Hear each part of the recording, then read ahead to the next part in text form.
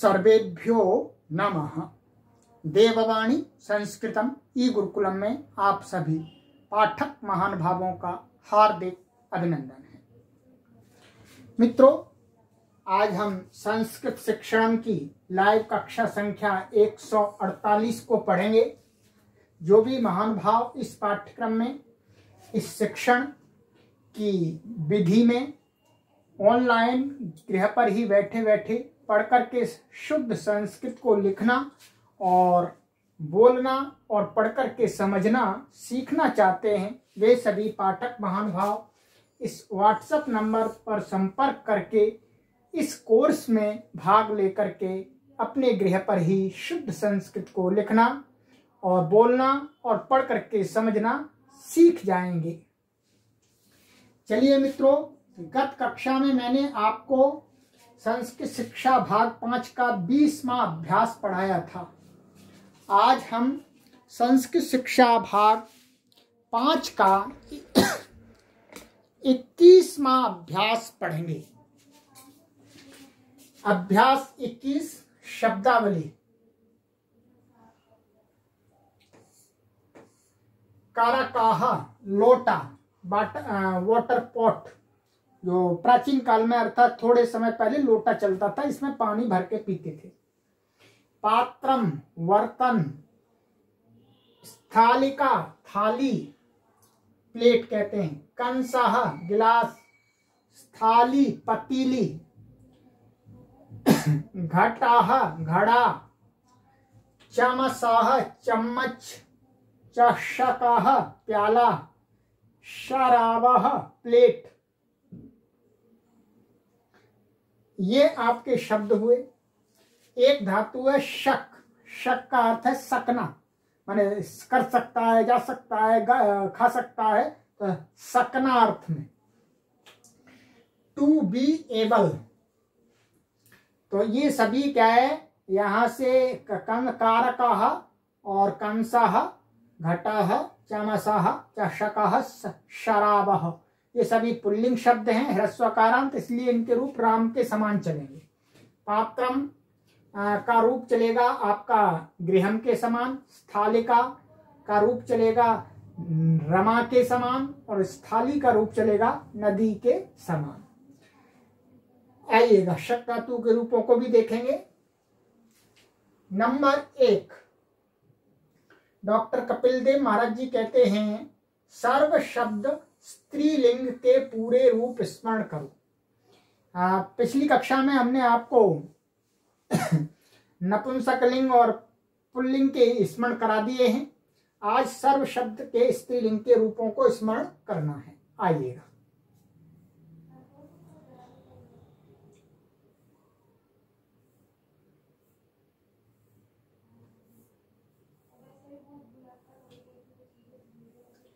ये सर्व शब्द है, लीजिएगा।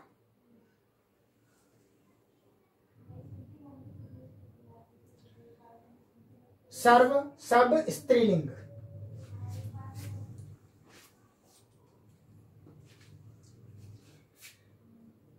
सर्वा सर्वे सर्वाः, सर्वाम सर्वे सर्वाः, सर्वया सर्वाभ्याम सर्वाभिः, सर्वस्यै सर्वाभ्याम सर्वाभ्यः, सर्वस्याः सर्वाभ्याम सर्वाभ्यः, सर्वस्याः सर्वयोः सर्वासां, सर्वस्यां सर्वयोः सर्वासु।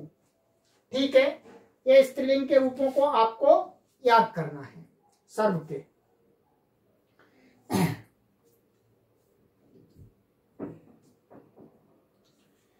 और कहते हैं कि शक धातु के 5 लकारों के रूपों का स्मरण करो। ठीक है, शक धातु का स्मरण करना है तो आइएगा, 5 लकार के रूप आपको शक के हम स्मरण कराते हैं।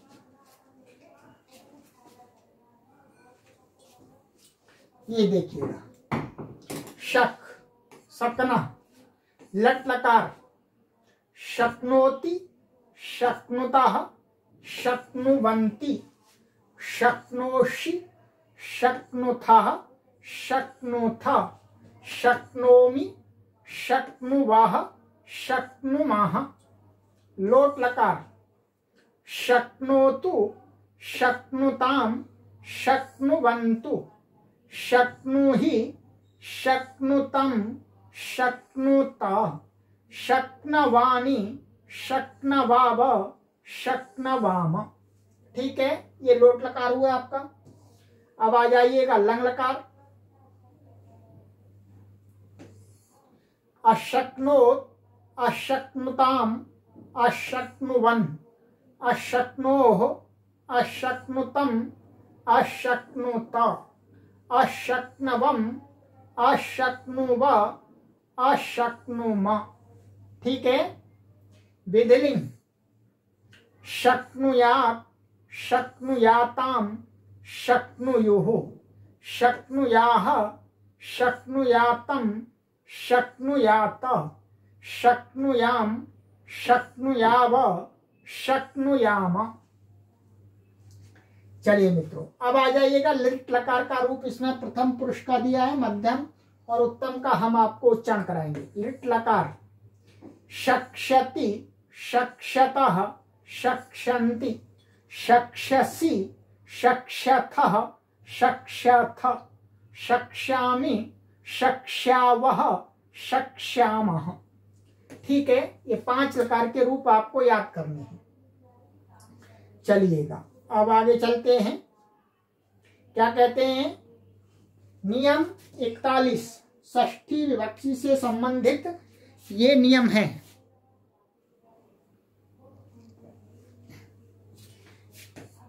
षष्ठी बहुतों में से एक को छांटने अर्थ में जिससे छांटा जाए उसमें षष्ठी और सप्तमी दोनों विभक्तियां होती हैं। अर्थात छांटना अर्थात कम से कम छांटने के लिए 2 चाहिए या 2 से अधिक कितने भी चाहिए। तो जिसमें से छांटा जाए तदवाची शब्द में कह रहे हैं षष्ठी विभक्ति होती है अथवा सप्तमी होती है। जैसे छात्राणाम, छात्रेषु वा रामः पटुतमः। छात्रों में राम कैसा है? चालाक है, चतुर है, सबसे चतुर है। तो यहां पर बहुतों में से क्या क्या है? बहुतों में से, 2 में से तो यहां छांटना नहीं है। बहुतों में से यदि छांटना होगा तो षष्ठी और सप्तमी होगी। तो बहुत छात्र हैं, उनमें से एक छात्र को छांटा जा रहा है। किसको? राम को। कैसा है राम? चालाक। दूसरे उतने चालाक नहीं है। तो छात्राणाम में षष्ठी और छात्रेषु सप्तमी दोनों में एक में षष्ठी सप्तमी हो गई है। किसी का भी हम प्रयोग कर सकते हैं। छात्रों में राम सबसे चतुर है। कवि नाम कालिदासः श्रेष्ठः। कवियों में कालिदास श्रेष्ठ है। तो कवि में षष्ठी हो गई है अथवा या सप्तमी भी कर सकते हैं। कविषु कालिदासः श्रेष्ठः अस्ति अथवा कवियों में कालिदास श्रेष्ठ है, दोनों कर सकते हैं, विकल्प है। आइएगा एक प्रत्यय और बताते हैं। ये नियम 42 ल्युट प्रत्यय है। ल्युट भाववाचक शब्द बनाने के लिए धातु से ल्युट प्रत्यय होता है। भाववाचक अर्थात कोई भी धातु है उसका जो अर्थ है उस अर्थ को बताने के लिए उसी धातु से क्या हो जाता है? ल्युट प्रत्यय हो जाता है। ल्युट का क्या है? इसका अन शेष रहता है। अन माने ल्युट का ये सब कुछ हट जाता है, अन हो जाता है। यह नपुंसक लिंग होता है और इससे बने हुए जितने भी शब्द होंगे वो सभी कैसे होंगे? नपुंसक लिंग। इसके साथ षष्ठी होती है। जब इसका प्रयोग करते हैं तो इसका संबंध जिसके साथ होता है तो उस शब्द में षष्ठी हो जाती है। जैसे पुस्तकस्य पठनम, तो ये पठनम शब्द क्या है? ल्युट प्रत्यंत है। तो पुस्तक का पढ़ना, तो पुस्तकस्य में षष्ठी हो गई। पुस्तक का पढ़ना। लेखस्य लेखनम, लेख का लिखना, षष्ठी हो गई यहाँ पर, ये ल्युट प्रत्यंत है। कार्यस्य कारणम, कार्य का करना, काम का करना। सत्यस्य भाषणम, सत्य का बोलना, पशोः मरणम, पशु का मरना। तो मित्रों ये सब जगह ये क्या है, पढ़ना, पढ़ना माने पठ धातु का जो अर्थ है पढ़ना, पठ व्यक्तायम वाची, तो पढ़ना अर्थ मात्र कहा जा रहा है यहाँ पर, यहाँ लिखना मात्र कहा जा रहा है, यहाँ करना मात्र कहा जा रहा है, यहाँ बोलना मात्र कहा जा रहा है, यहाँ मरना मात्र कहा जा रहा है। ठीक है, तो इस अर्थ को कहने के लिए लुप्त प्रत्यय होता है। इन सारे प्रत्ययों को हम आपको आगे के जो भाग हैं, प्रारंभिक रचनानुवाद कौमुदी, रचनानुवाद कौमुदी, प्रौढ़ रचनानुवाद कौमुदी, तो उनमें स्पष्ट कराएंगे आपको। ठीक है, चलिए आ जाइएगा आप।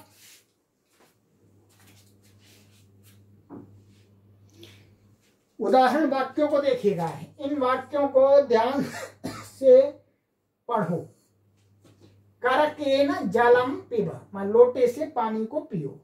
पात्रम अत्रानय, पात्र को यहाँ पर लाओ, बर्तन को।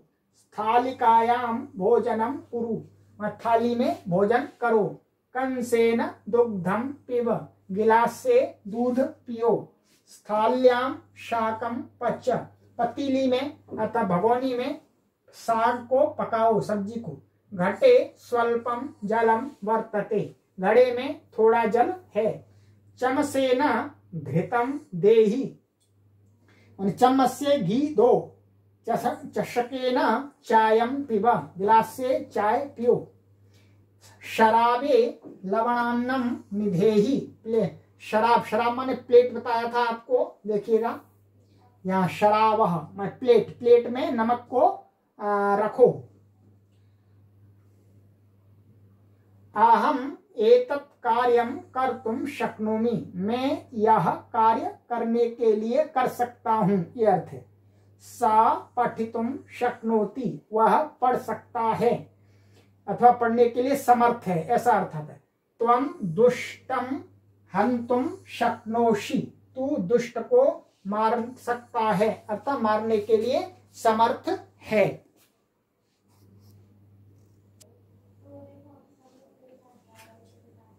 अब आपको गृहकार दिया जाता है, सर्व शब्द के इन विभक्तियों के पूरे रूप लिखने हैं आपको, ये यहाँ पर दिए गए हैं। और ये हिंदी के वाक्य, इनका अनुवाद करना है आपको, और इनको शुद्ध करना है आपको, इनको शुद्ध करना है। और ये आपको शक धातु के लट और लंग के रूप लिखने, या लट के लिखने या लंग के लिखने हैं। ये आपका होमवर्क हुआ, गृह कार्य हुआ। आगे की कक्षा में हम आपको 22वां अभ्यास पढ़ाएंगे।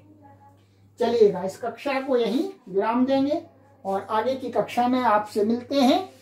तब तक के लिए अच्छी प्रकार से पढ़ते रहिए मित्रों, और कम से कम आप अपने मित्रों को भी मोटिवेट कीजिएगा, उनको भी प्रेरित कीजिएगा।